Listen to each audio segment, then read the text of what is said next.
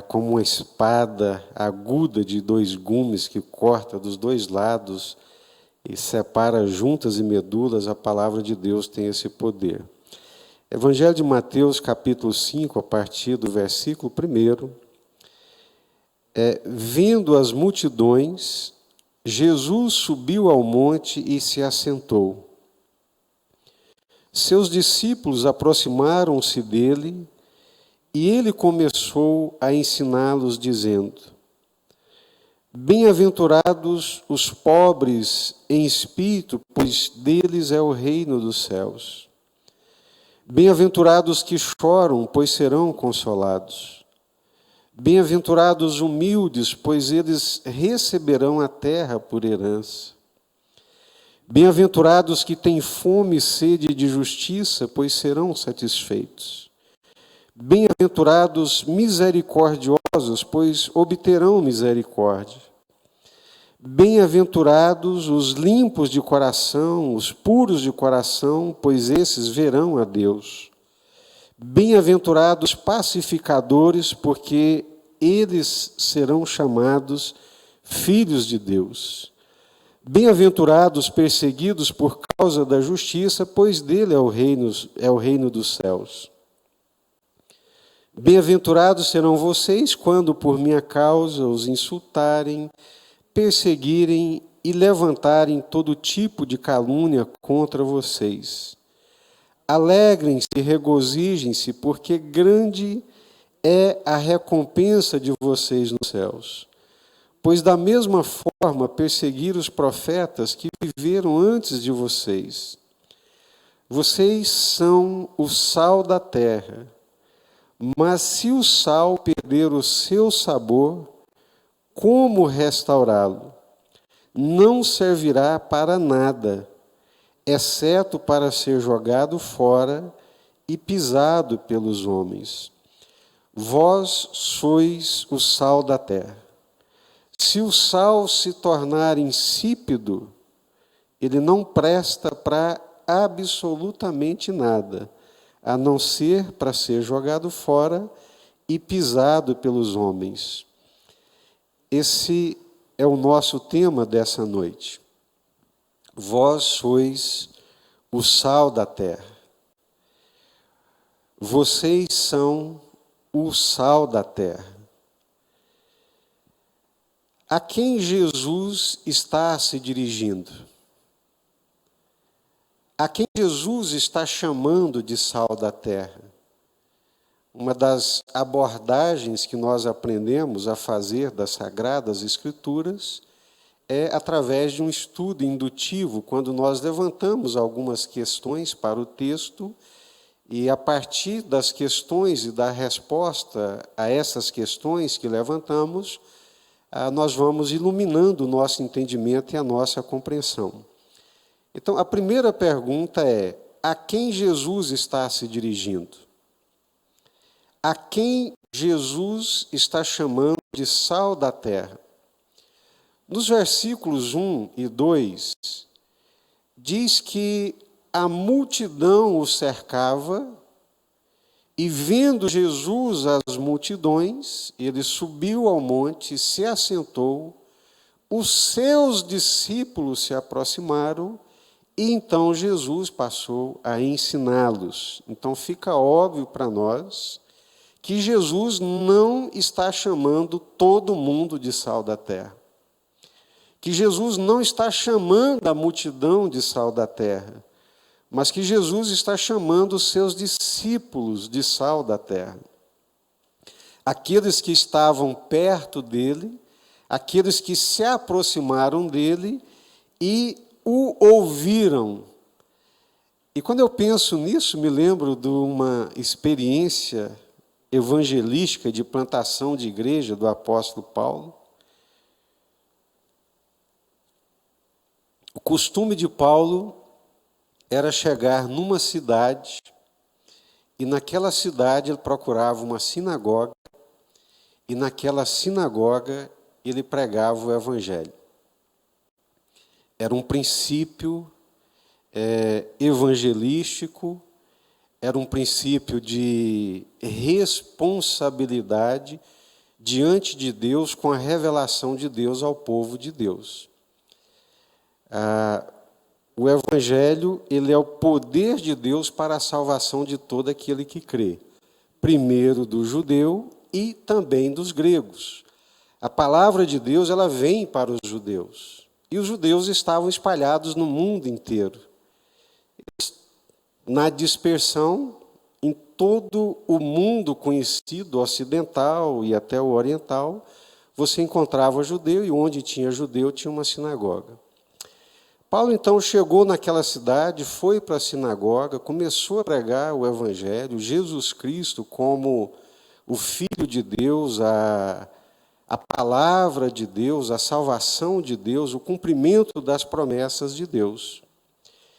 E o Espírito Santo agiu, as pessoas creram, acataram a palavra da verdade e creram, e alguns judeus, tomados de inveja, pelo sucesso evangelístico do apóstolo Paulo, começaram, por inveja, por raiva, por ódio, começaram a contradizê-lo e criar uma confusão terrível. E chegou a tal ponto, diz o texto bíblico, que Paulo teve que separar os discípulos daquela comunidade de incrédulos, religiosos incrédulos, né? Então, Jesus está se dirigindo aos seus discípulos. E Paulo separa os discípulos de uma comunidade extremamente religiosa, mas incrédula. Com isso eu quero dizer que nem todo religioso é discípulo de Jesus. Com isso eu quero dizer também que nem todos que frequentam uma igreja podem ser chamados de discípulos de Jesus. Um discípulo de Jesus é aquele que imita o Senhor Jesus, que luta para ser como Jesus, e que quando as pessoas olham para ele, ainda que opacamente, veem a luz da presença de Jesus, o perfume de Jesus. Tem pessoas que são extremamente religiosas, tem pessoas que são pessoas de oração, que sobe o monte, que jejua, que ora, mas você olha para elas e você não vê Jesus. Tem pessoas que pregam a palavra de Jesus, que evangelizam em nome de Jesus, mas quando você olha para ela, nos olhos dela, nas atitudes dela, no comportamento dela, você não vê Jesus. Você vê um religioso ali contundente, que conhece a palavra de Deus, que conhece a verdade de Deus, mas aquela verdade não foi capaz de transformar a sua própria vida. Então, a quem Jesus está se dirigindo e quem Jesus está chamando de sal da terra?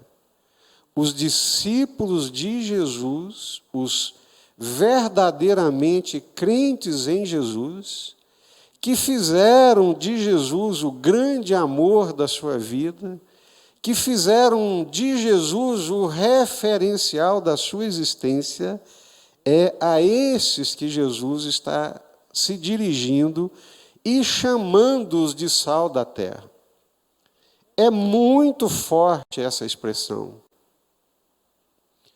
É muito forte Jesus se dirigir a um pequeno grupo de pessoas que não eram as pessoas mais expressivas da sociedade, que não eram as pessoas que tinham maior visibilidade na sociedade, eram, pelo contrário, pessoas muito simples e até obscuras na sociedade. E Jesus vira para aquelas pessoas, para aqueles discípulos que, por causa dele, e por estarem na presença dele, por crerem nele de todo o coração, Jesus está lhes dizendo: vocês são o sal da terra. Mas Jesus não está dizendo isso para os sacerdotes. Jesus não está dizendo isso para os governantes. Jesus não está dizendo isso para a multidão. Jesus está dizendo isso para os seus discípulos, aqueles que se achegaram e que estavam com ele. Jesus está chamando de sal da terra os seus discípulos e não a multidão. Há uma diferença crucial entre um verdadeiro crente, que é um discípulo de Jesus, daquele que é um meramente componente da multidão que fala em Jesus, em nome de Jesus. Espero que isso não seja complicado e que possamos compreender isso e nos fazer a pergunta já nesse primeiro momento. Eu sou um discípulo de Jesus? Eu sou o sal da terra? Jesus os chama de sal da terra exatamente depois de expor as bem-aventuranças.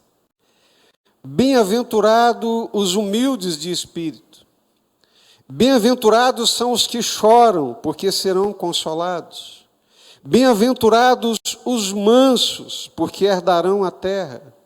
Bem-aventurados que têm fome e sede de justiça, porque serão fartos.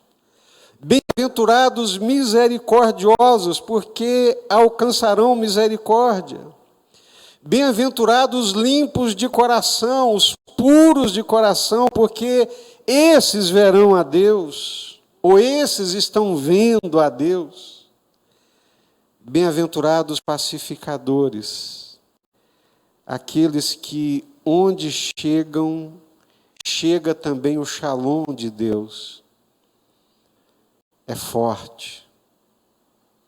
Bem-aventurados são aqueles que onde eles chegam, a confusão desaparece, a contenda desaparece, as intrigas, o caos desaparece. E o shalom de Deus, a harmonia de Deus, a paz de Deus se manifesta.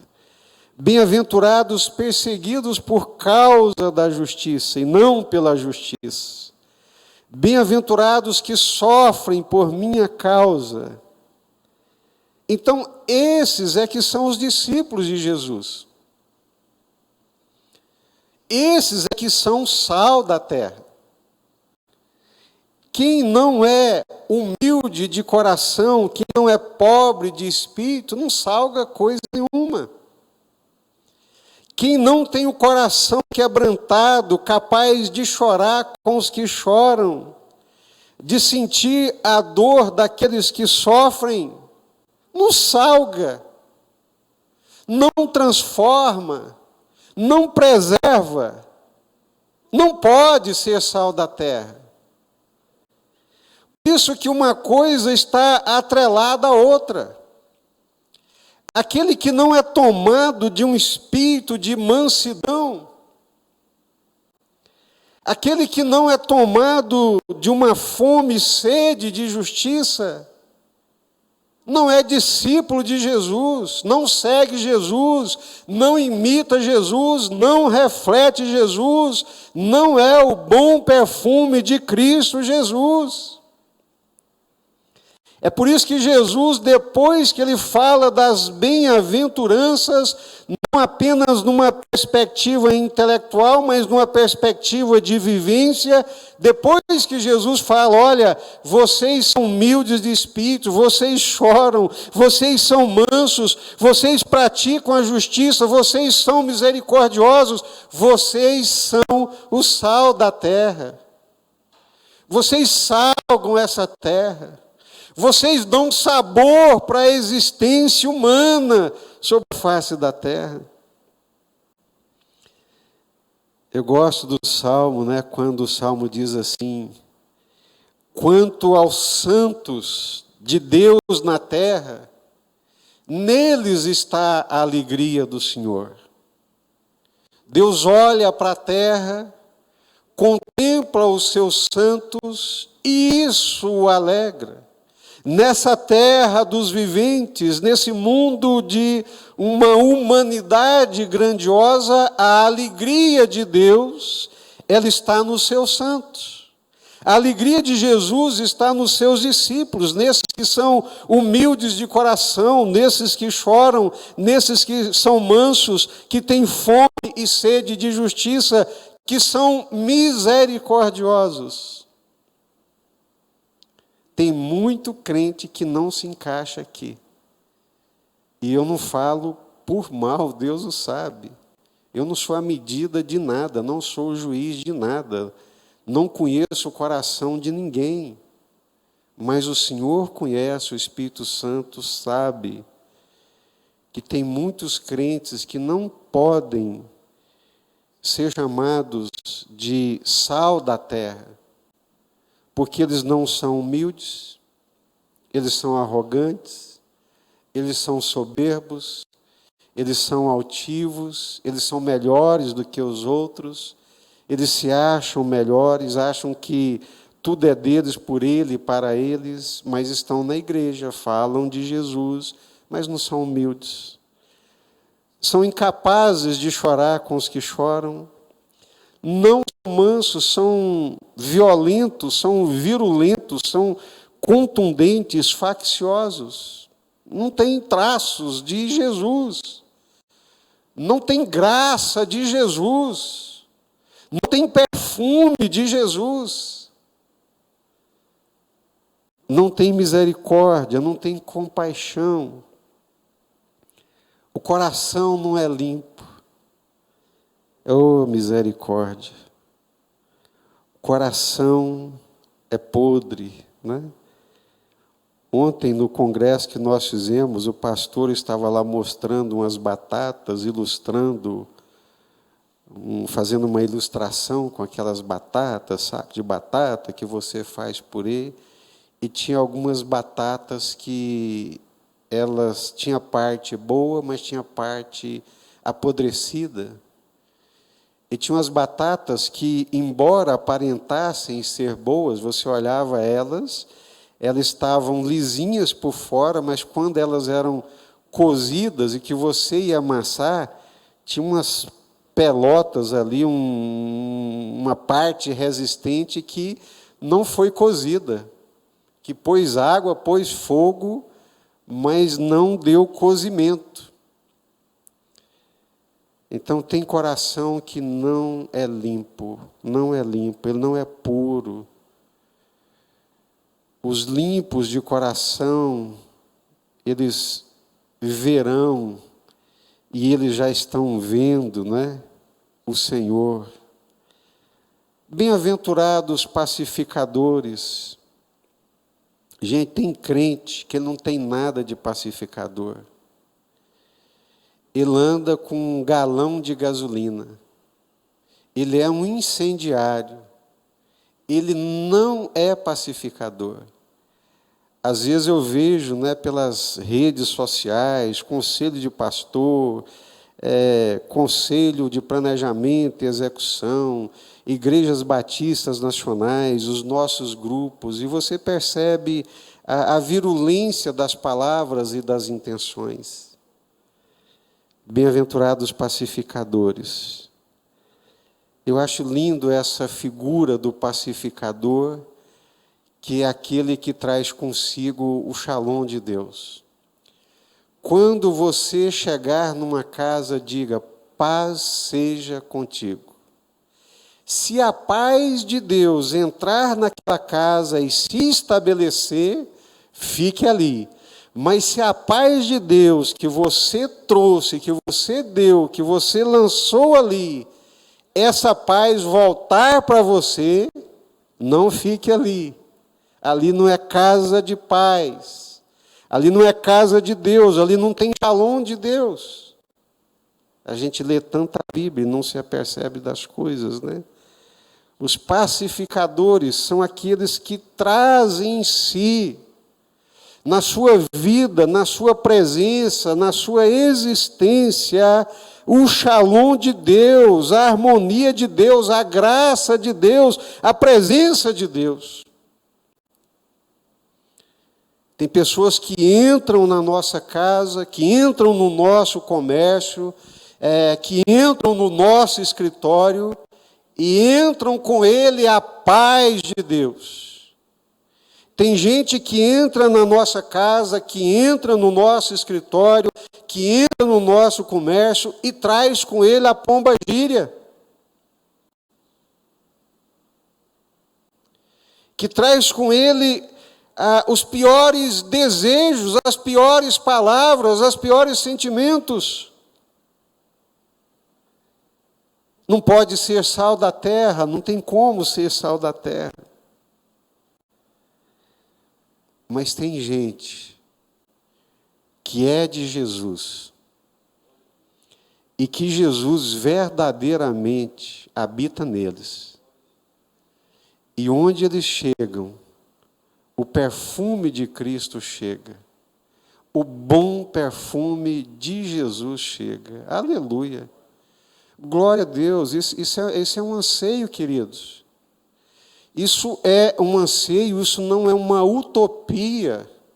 Isso não é um desejo inatingível, isso é um desejo perfeitamente de ser atingido quando nós nos entregamos à verdade de Jesus, quando nós nos aproximamos de Jesus e quando nós nos arrependemos e quando nós pedimos a graça de Jesus. Jesus limpa meu coração, Jesus dá-me humildade, Jesus dá-me mansidão. Eu quero ser como o Senhor, limpa o meu coração.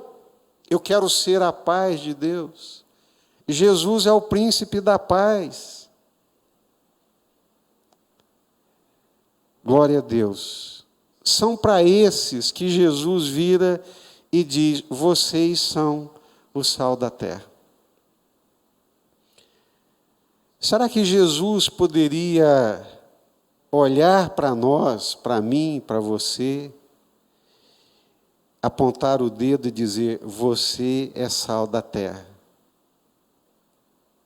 porque eu estou em você, você reflete o meu coração, você reflete a minha vida, e não porque você reflete conceitos teológicos, não porque você é membro de uma igreja evangélica, não porque você aprendeu a confissão evangélica, não, mas porque você verdadeiramente é de Jesus e você reflete o Senhor Jesus. O sal possui duas funções. A primeira delas é evitar a putrefação e a decadência. Eu sou de uma época, e graças a Deus por isso, em que não tinha geladeira. A geladeira ela começou a surgir e se popularizar a partir da década de 80. Mas como eu nasci na década de 60, na roça, não existia geladeira. Não existia fogão a gás. Fogão elétrico é um luxo. Fogão a gás era inexistente, era fogão a lenha. E nós não tínhamos geladeira. Como conservar os alimentos, principalmente a carne? A única forma de conservar a carne era salgando. Está aqui o Ivanzinho olhando para mim, o neto certamente não pegou essa época, Arnaldo talvez, né? Mas os mais novos não sabem disso, não pegaram essa época. Você matava um boi e não ia comer o boi num dia só.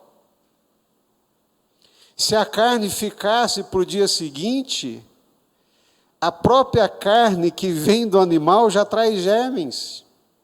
Em contato com a atmosfera, ela é atacada por germes, por bactérias.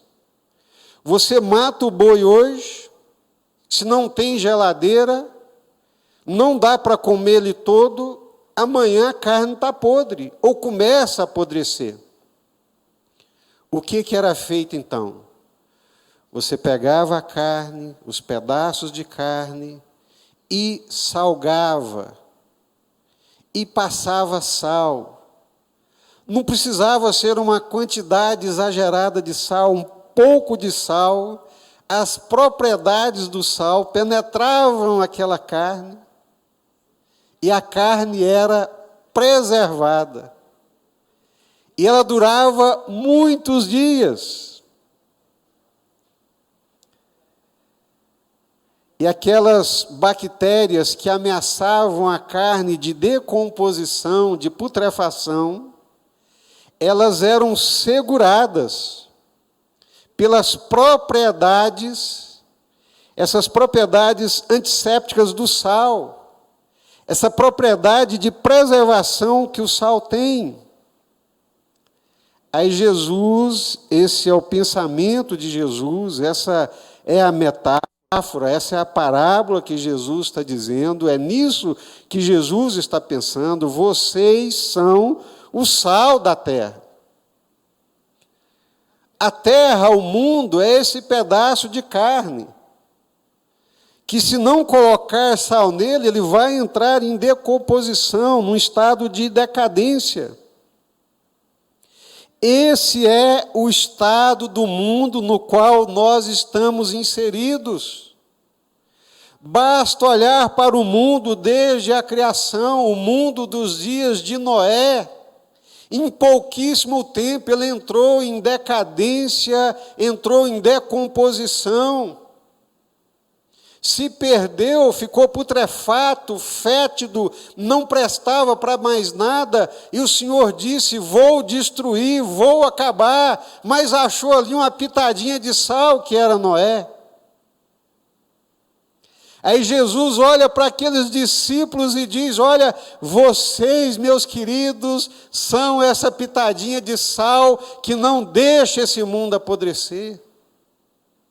O Senhor Jesus, lá dos altos céus, olha para esse mundo que apodrece muito rapidamente por causa do pecado, por causa do distanciamento de Deus, por causa da relativização que nós falamos hoje, por causa de uma resistência à palavra de Deus, porque o mundo é inimigo de Deus, porque o mundo jaz no maligno. O Senhor Jesus olha para esse mundo, ele fede, mas não se perde completamente, porque os seus discípulos, os seus servos, os crentes verdadeiros, me permita, né, me perdoe, mas eu tenho que falar isso, os crentes verdadeiros, não os crentes nominais, os discípulos verdadeiros, não os discípulos nominais, os santos de Deus, são o sal, a pitada de sal, que não deixa esse mundo se perder. Interessante, não é? O mundo apodrece. Já falei aqui tantas vezes, citando o Spurgeon, e ele dizendo, assim como a carne naturalmente vai apodrecer,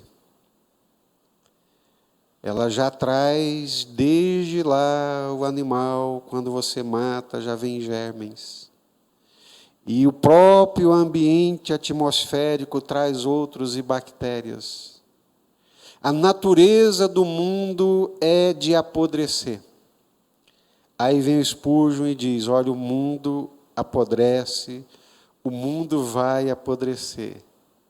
O problema é a velocidade com que o mundo está apodrecendo. Vocês são o sal da terra. Essa terra vai se perder se vocês perderem o sabor. Se vocês deixarem de ser sal. Ah, que dor. Ah, que dor.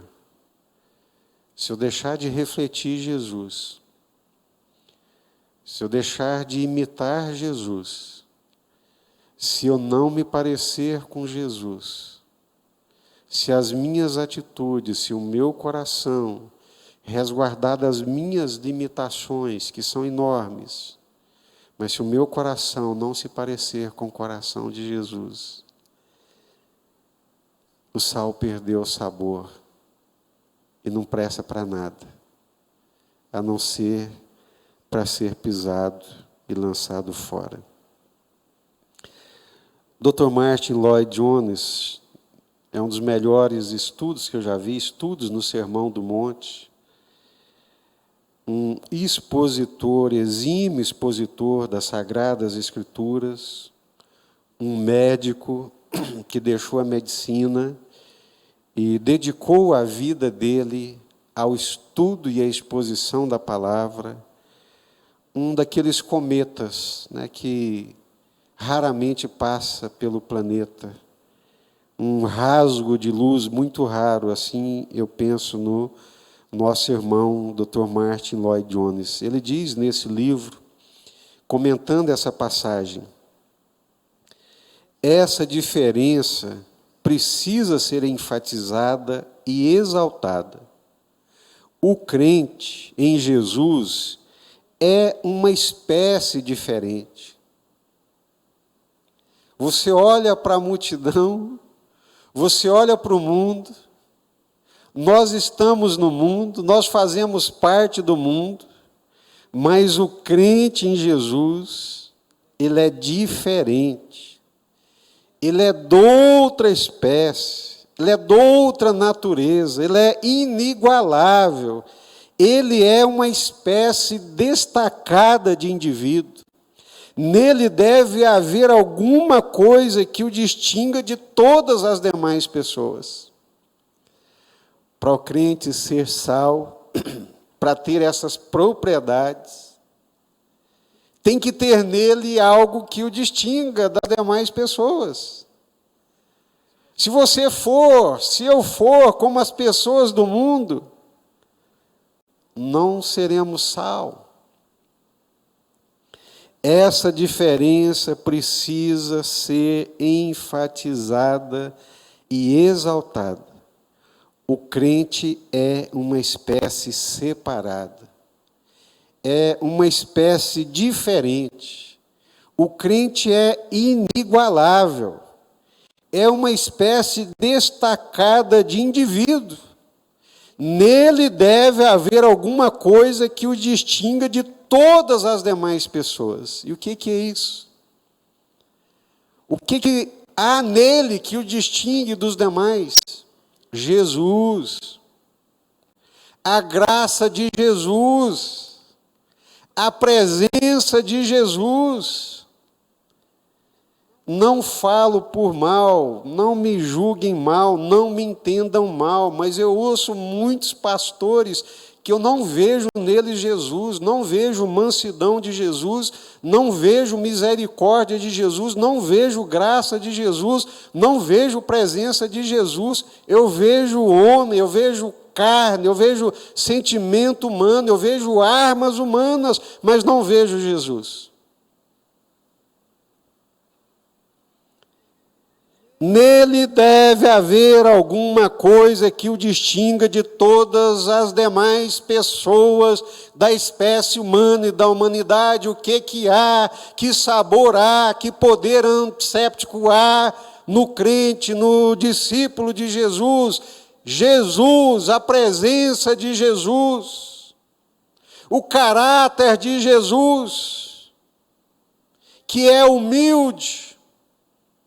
Vinde a mim, todos vós que estáis cansados, sobrecarregados, que eu vos aliviarei. Aprendei de mim, que sou manso e, o quê? Humilde de coração. O Rei dos Reis, o Senhor dos Senhores, o Salvador, é manso e humilde de coração. Bem-aventurados mansos, bem-aventurados humildes de coração. Então, o que salga não é a religião evangélica, não é a posição da igreja na sociedade. O que salga é cada crente se parecer com Jesus. Um crente que se pareça com Jesus é uma pitada de sal nessa sociedade, nesse mundo que apodrece. É a palavra de Deus. A principal função do sal é a de preservar, agindo como antisséptico. Aquelas bactérias destrutivas, aqueles sentimentos destrutivos aquela avidez pelo pecado, aquela mente corrompida, quando chega um crente verdadeiro, um discípulo de Jesus, que não é aquele cara chato, que enche o saco de todo mundo e que ninguém quer ser crente porque ele é muito chato, mas quando ele chega como um discípulo de Jesus, com a humildade de Jesus, com a mansidão de Jesus, com a paz de Jesus, com a graça de Jesus, com a verdade de Jesus presente, que exala da vida dele, e que ele não precisa empurrar a goela abaixo pelo ouvido, pela garganta de ninguém, porque a vida dele fala. Ele é um antisséptico. Ele freia o poder destrutivo do pecado. Se a primeira função do sal é de preservar, de evitar a putrefação, de evitar a decadência, a segunda função do sal é de dar sabor. Prover sabor para o alimento não ficar insosso. O verdadeiro crente traz sabor à vida das pessoas que o cercam.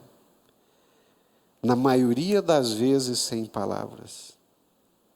O verdadeiro crente, que exala Jesus, que exala o bom perfume de Jesus, onde ele chega, ele traz sabor para a vida, ele traz sabor para a existência. Eu quero ser crente, meus queridos.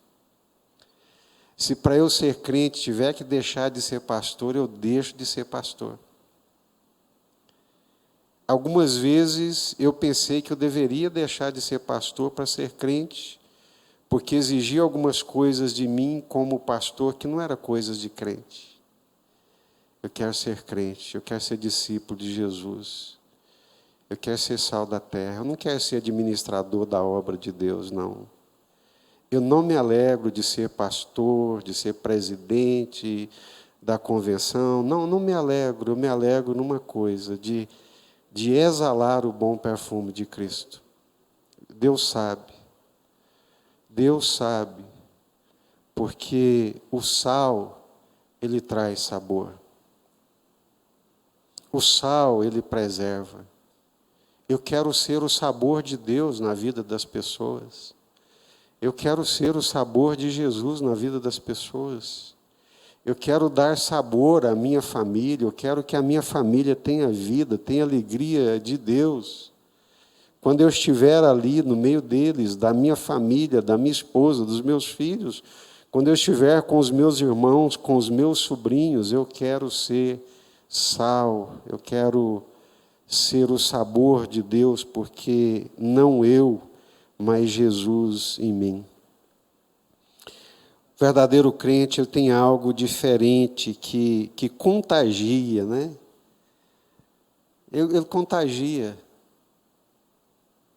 As pessoas querem ficar perto dele, querem estar junto, querem ouvi-lo. É igual Jesus com os discípulos ali no caminho de Emaús. Eles estão andando, abatidos, entristecidos. Jesus se aproxima, começa a andar com eles e começa a conversar. E quando Jesus se afasta, eles dizem assim: porventura não nos ardia o coração enquanto ele falava conosco? Aleluia, glória a Deus. A presença de Jesus faz arder o coração.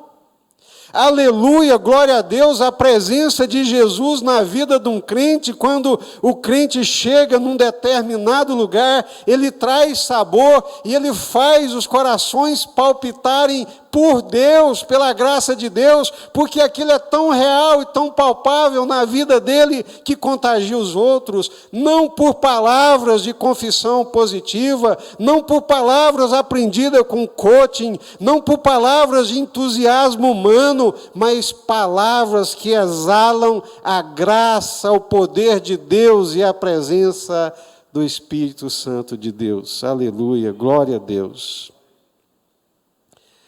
Dr. Martin Lloyd Jones, encerrando, acredita que essa função de sal, ela é exercida primordialmente pelo crente individual. Isso não é uma coisa generalizada, da igreja ter bandeiras. A bandeira da igreja é o Evangelho. Ser sal é uma coisa de cada crente. Cada crente assumindo esse compromisso. Não na força do braço, mas em arrependimento. Tem que chegar para o Senhor e se arrepender e dizer: Senhor, eu não estou refletindo o Senhor, eu não sou manso, eu não sou humilde, eu sou arrogante, mas por favor, Senhor, eu me arrependo. Eu quero ser como o Senhor, eu quero ser manso e humilde de coração. Quando as pessoas me julgarem mal e falarem mal de mim, eu quero agir como o Senhor agiu. Eu louvo a Deus pelo privilégio de ser pastor, não é por aquilo que a gente aprende. Um dia, conversando com o irmão, não vou dizer coitado, mas ele estava passando por uma luta muito grande. Que luta aquele irmão estava passando. Que luta, que luta, que luta. Eu falei para ele: meu querido, você tem que agir como Jesus. Não é na sua força. Falar é fácil, né? Não estava na minha pele.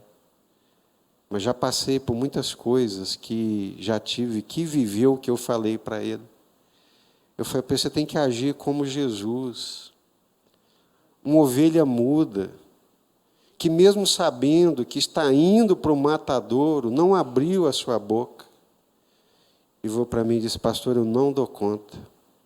Eu não dou conta. Eu estou indo para o matadouro, mas eu não estou indo como ovelha muda. Eu estou indo como um pitbull. Eu estou rosnando, eu estou mordendo, eu quero dar dentada. Eu falei: é isso aí, essa é a natureza humana. Essa é a natureza humana. Quando ela é cutucada, aí a gente sabe se sai de lá Jesus, Cordeiro de Deus, ou se sai de lá um pitbull. Que Deus nos abençoe, queridos, com essa palavra que é a palavra de Deus para o nosso coração. Pai, muito obrigado, Senhor, pela sua palavra. Ela não precisa de mim, não precisa